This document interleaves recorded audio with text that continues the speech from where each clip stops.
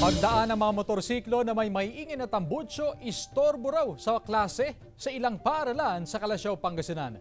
Narito ang report ni Russell Simorio. Perwisyo sa mga guro't mag-aral ng Banawang Elementary School ang pagdaan ng mga motorsiklong gumagamit ng illegal muffler.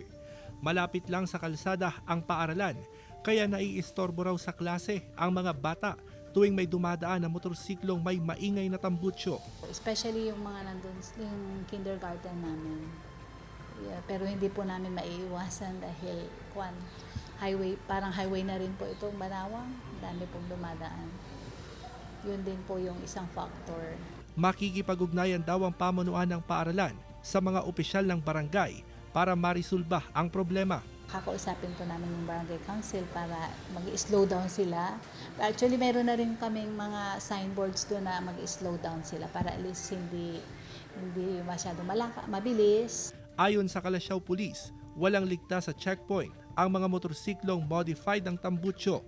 Batay sa panuntunan ng Land Transportation Office, hindi dapat lalagpas sa 99 decibel ang lakas ng tunog ng tambutsyo ng motorsiklo. Nasisita yung lahat ng mga mufflers na may mga may ingay na motor. Bago nila kunin yung motor, ibabalik nila yung dating tambutsyo niya. Kasama si Jing Dakanay, Russell Simorio, One North Central Luzon.